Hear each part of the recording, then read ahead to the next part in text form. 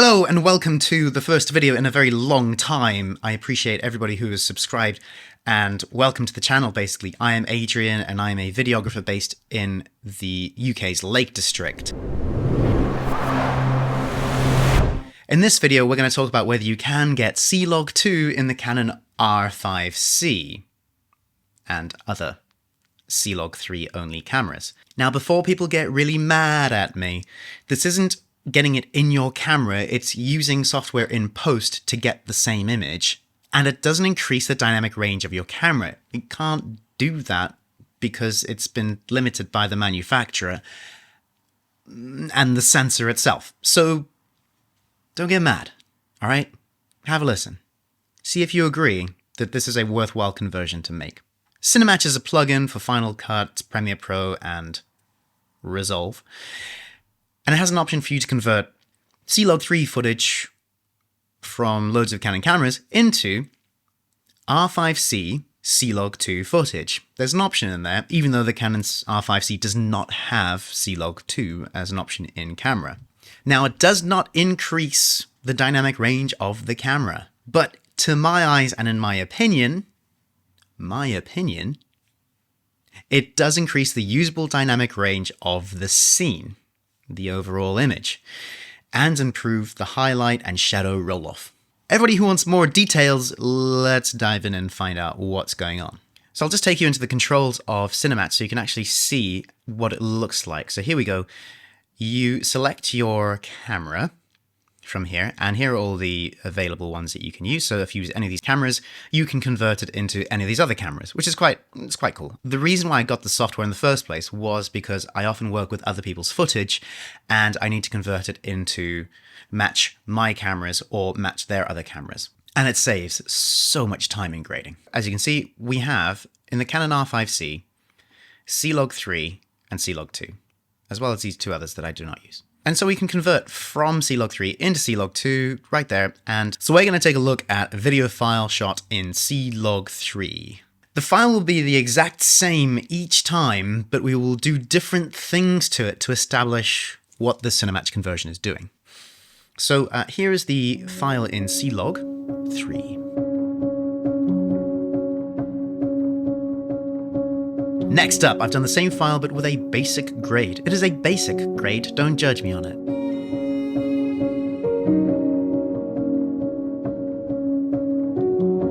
Now here is the same file but with the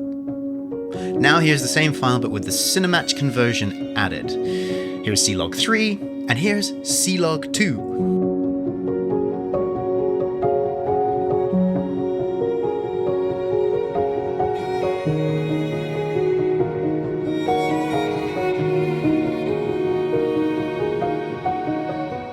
We can see that the waveform is being compressed, giving us a flatter, more neutral image and color space.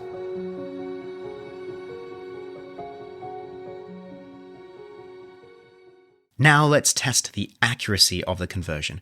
What we'll do is we'll take Canon's official LUT from CLog3 into Canon 709, and on the CLog2 file, we're going to put in their CLog2 to Canon 709 conversion. What we're looking for here is for these files to look identical.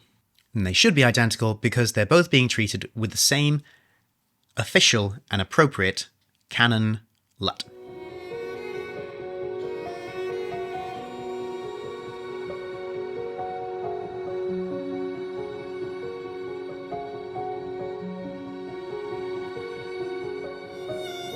I think that's pretty impressive. I cannot tell any difference between the two. There might be a little bit more saturation in the green foliage outside the window in the Canon CLog3 file. I think that demonstrates pretty well the conversion is doing its job and is accurate.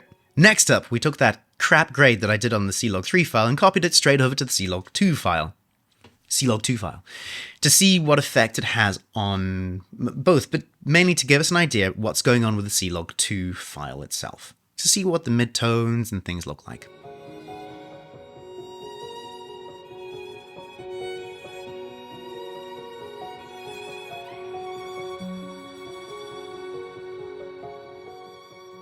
Looking at the file, the roller from the highlights to the midtones and the midtones to the shadows. It seems much smoother to me, and there's an overall more pleasing look, but as you can see, the shadows and midtones expose much higher, while the highlights expose lower. It's a less contrasty image, as we saw with the waveform, but the higher midtone luminosity has me curious, because this is where we're going to find our skin tones, and I like to have more flexibility here, and just as you would with a RAW file, you get more flexibility with the midtones than the skin tones, so I like that. But I hate grading RAW, so is this a good solution, or good kind of midpoint? Next up, I've done my best to match the luminosity of the skin tones from both the files, to see what happens to the shadows and the highlights in the CLog3 file when we raise up the midtones to match that CLog2 image.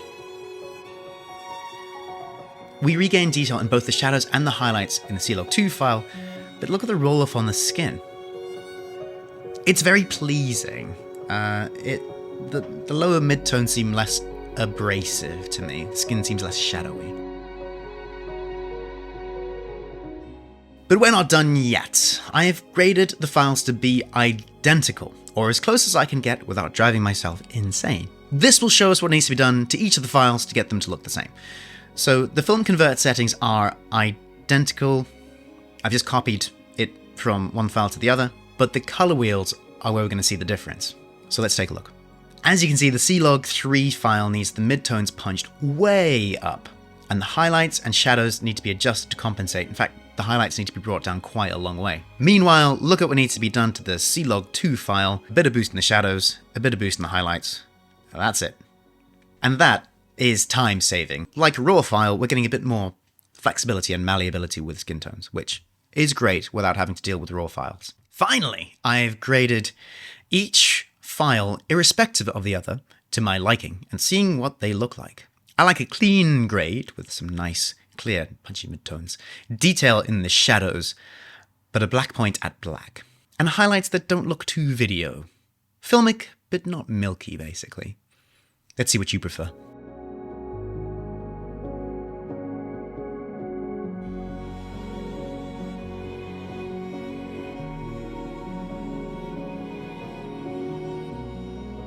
No surprise, I like the easier to grade, more detailed and punchy midtones of the CLog2 file. A few things to note. This works with properly exposed footage. If you do this, blow your highlights out, you will lose that detail. This thing can't bring it back.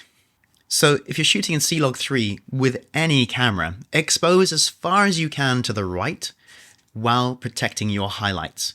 CLog3 footage likes to be not overexposed, but likes a lot of light. So expose as far as you can to the right while protecting your highlights, and then bring it down in post, and you'll get a really nice, clean, beautiful image. Anybody that's preempted this, I did try to create a LUT out of this to use in camera.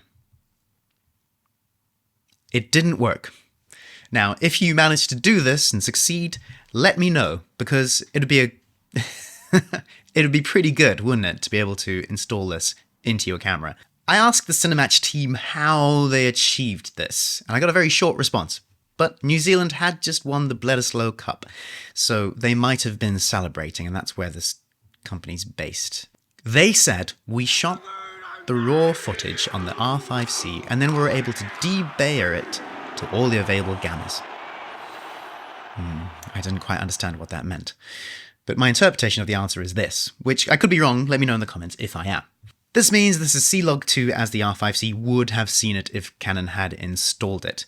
And while you can't expand your camera's dynamic range with this, you can get pretty close to a CLog2 color space and cinema gamut very quickly using CLog3 files. Now, I've tested this on several shoots and projects that I've been working on, and it just looks fantastic to me. I prefer it to my old grading. But by far the best thing about this is that you can use this conversion with any camera that's limited to CLog3. And I would recommend converting it to the R5C CLog2 rather than another camera's CLog2 like the C70s. Because these things have similar sensors, or more similar sensors. It's not a DGO sensor like the C70. It's a photographic sensor like the R5C. I mean, technically all sensors are photographic, right? But you know what I mean. So I've tested this with the R7, the R8, and therefore the R6 Mark II because they have the same sensor, and it works really, really well. One thing to note is that it increases the noise in the shadows because it bumps those up a little bit, as you'd expect, but not significantly and not too noticeable, especially if you've exposed your footage correctly. And it's easily removed with noise reduction software. It's most pronounced in the R7, but what I found is the R7 footage, the noise in the R7 footage just has this quite pleasant look. It's not full of color noise. It has a really nice, pleasant noise pattern. Not bandy and red like the R5 and R5C. Okay, I hope you found this useful, particularly if, like me, you enjoy the CLog2 looking file and are sick of waiting for Canon to install it in firmware to the R5C. Thank you very much for watching and for all your support. I really do appreciate it.